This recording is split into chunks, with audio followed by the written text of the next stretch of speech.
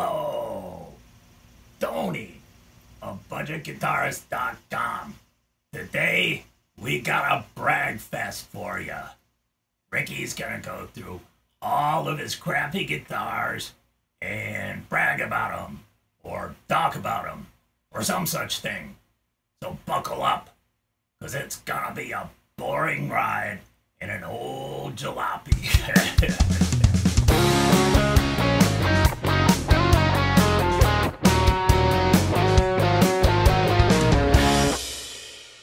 Hello. Oh, Tony already did that part. Well, my name is Richard McLemel, and I run the website budgetguitarist.com. And I also run this YouTube channel, which Tony edits for me. Today, I'm going to go through all of my guitars. Now, I don't really have that big of a collection. I've sort of lost count. It's more than 10, it's less than 20. We'll see when we go through it. We'll see what it actually ends up being. So what I'm going to do is just go through all of the instruments first and introduce them. And then those instruments that are in playable condition, I'll give you a little bit of a sample of what they sound like. So let's start with this guy. This is a Squier Jazzmaster.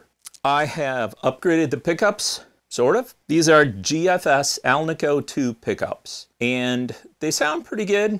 The pickups originally inside this guitar were Seymour Duncan designed, which basically means Seymour Duncan drew up the specs and then some inexpensive manufacturer made the actual pickups. Okay, so that's one. Let's look at the next guitar.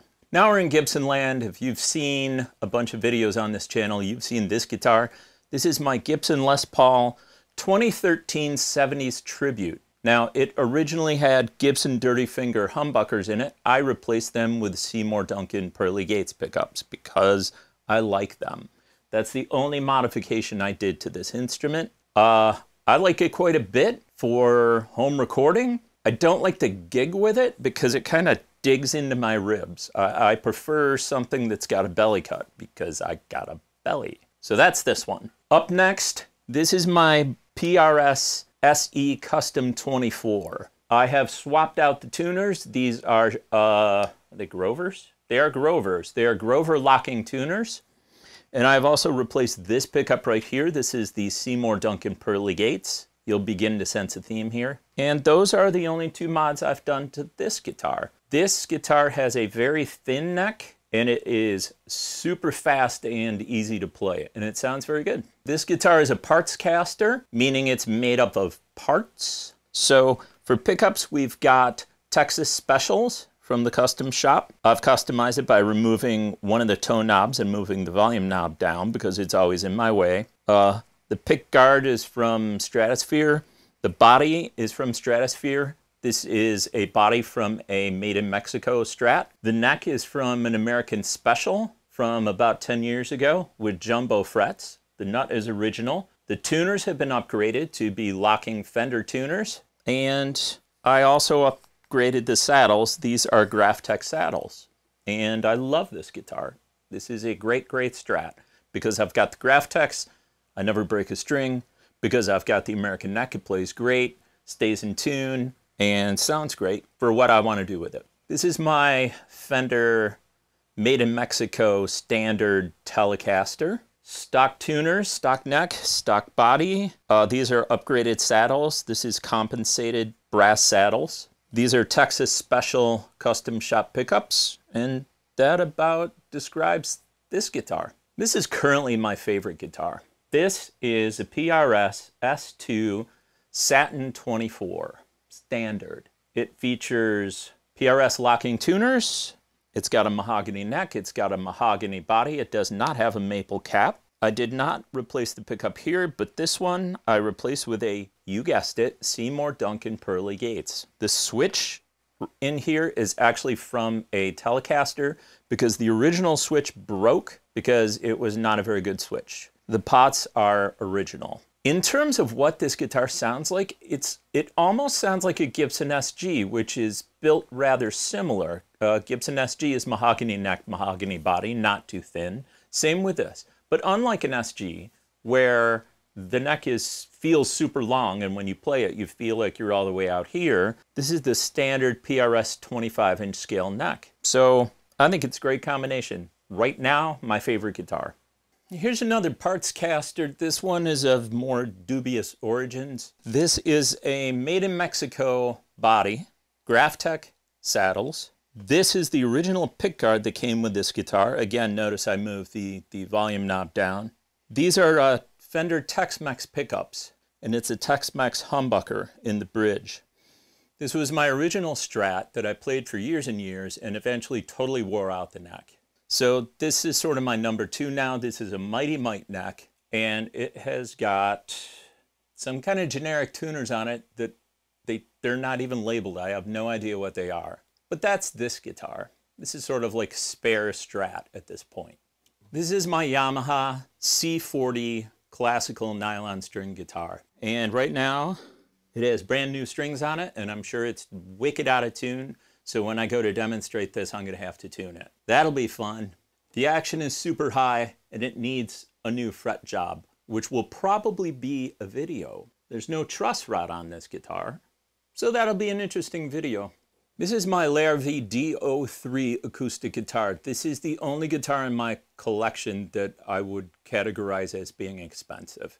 It was a lot of money, and my thought buying it was, I'm going to buy one acoustic guitar and then I'll have it for the rest of my life. And I do. One of the tuners broke, so I replaced the tuners with PRS tuners because I had them.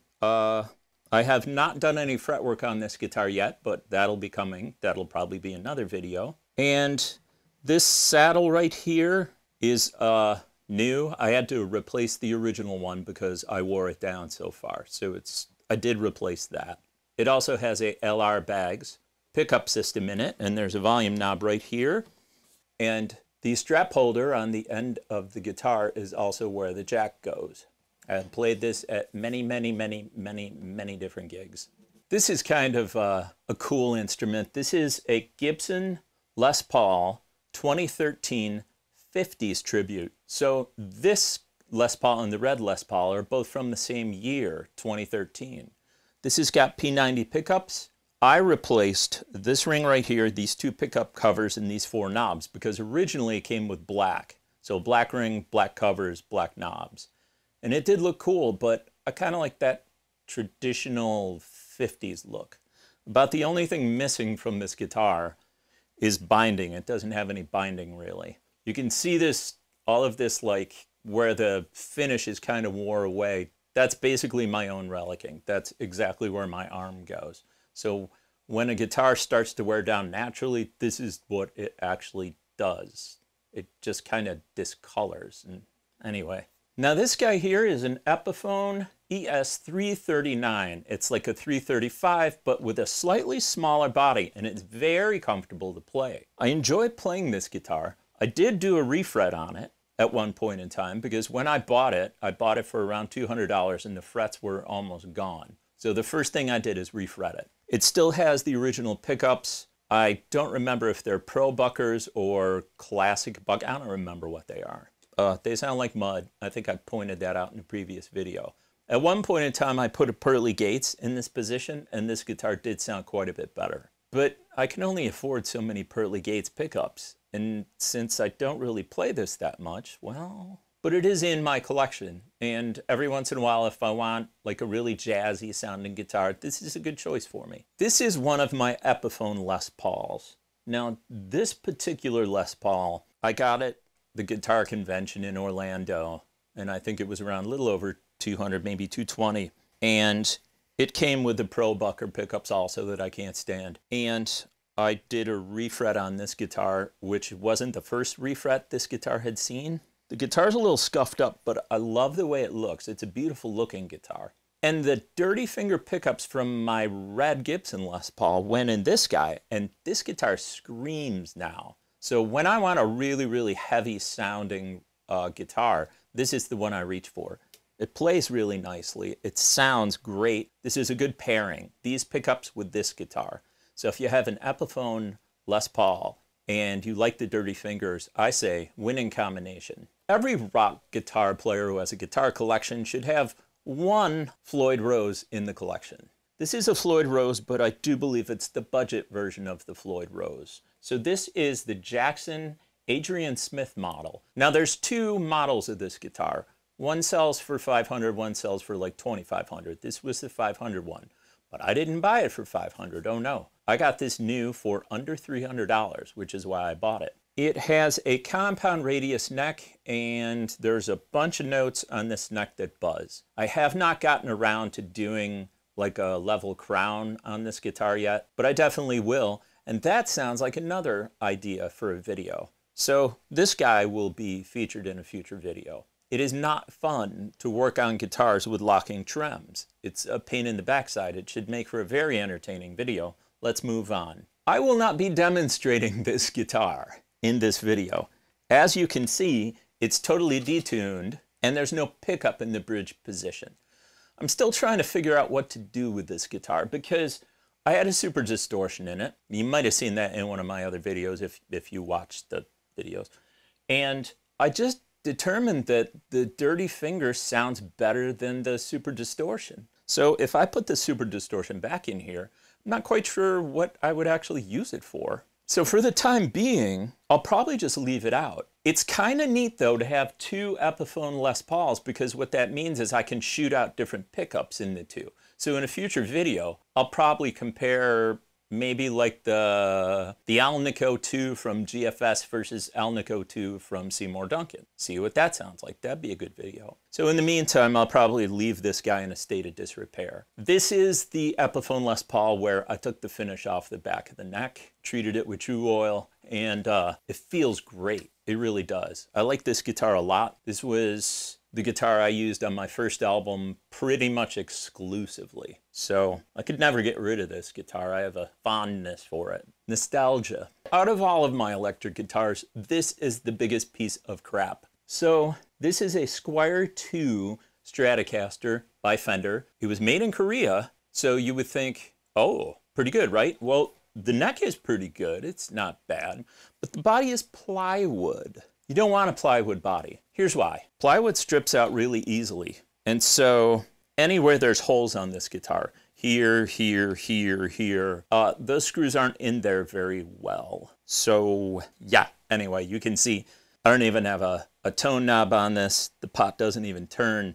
These are GFS Alnico 5 single coil pickups, which are actually pretty good. Probably what I need to do is take these pickups out of here and put it in the yellow Strat so that I've got the two different kinds. That's something to think about. Yeah, I don't have any attachment to this guitar. It was like an $80 purchase at a convention, and it's been fun to experiment on. But there you go. Now I have a mandolin and I have a banjo, but I don't really consider those guitars, so I'm not going to show those. But I will show my two basses. This is my main bass. So this is a Schecter Diamond Series Stiletto Extreme 4. It's 4-string, obviously. Has active pickups in it. It plays really, really well. I really enjoy playing this bass. It's got nice binding on the neck. It's got a really cool finish. It's kind of hard to see in this light, but it's got some flame to it. It's like red and black. And yeah, I'm really happy with this bass. Sounds great, plays great. What more could I ask? So finally, last but not least, we get to my Squier Affinity fretless P bass. And you might say, I didn't know that Fender made a fretless Affinity P bass. I don't know if they did.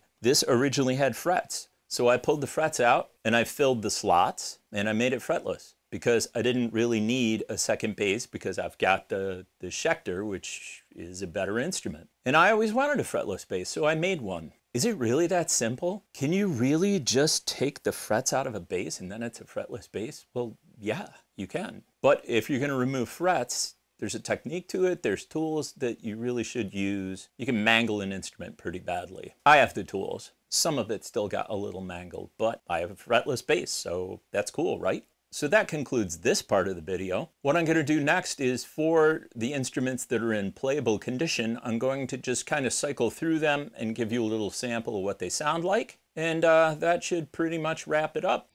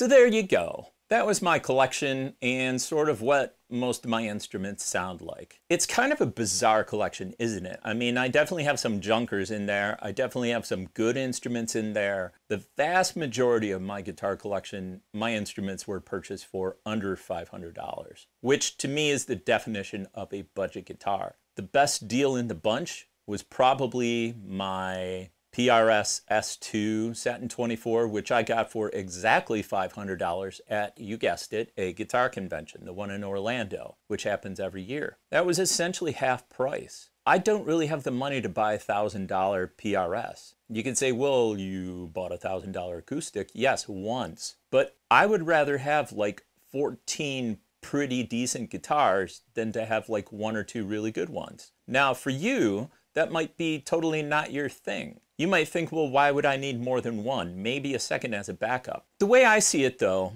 I started playing piano at the age of about 4, and I was always a keyboard player. I picked up guitar late at age 16 when I got an acoustic. And as a keyboardist slash synthesizer player, I always wanted all the different sounds. So when I started getting into electric, I realized all the electrics have like slightly different sounds. They're all different colors. They're all different crayons in the Crayola tone box. They're all different crayons in the crayon box. They're all different toys in the toy chest. They're all different clubs in the golf bag. They all sound slightly different, and they all bring something different to the party in your speakers. So that's my justification for wanting all the different guitars. Now, do I still have some holes in my collection? Yes, I don't have an electric or an acoustic 12-string. I don't have a Rickenbacker. What else don't I have? I don't have a Jazzmaster. I have a Jaguar, but Jazzmaster has single coil pickups. So that's sort of a hole in my collection. I don't have a Fender Mustang. So there's still room. And maybe what I can do is get rid of some of my super cheap guitars and fill those holes with those guitars. But only if I get a really, really super good deal. And it's getting harder and harder to find good instruments for under $500. But if you buy used, and sometimes new, you can do it. Thanks as always for watching. If you enjoyed this video, please consider subscribing. Please like this video. You can click the bell thing. But honestly, as you know, if you've seen any of these videos, we always release our videos every Friday at 5.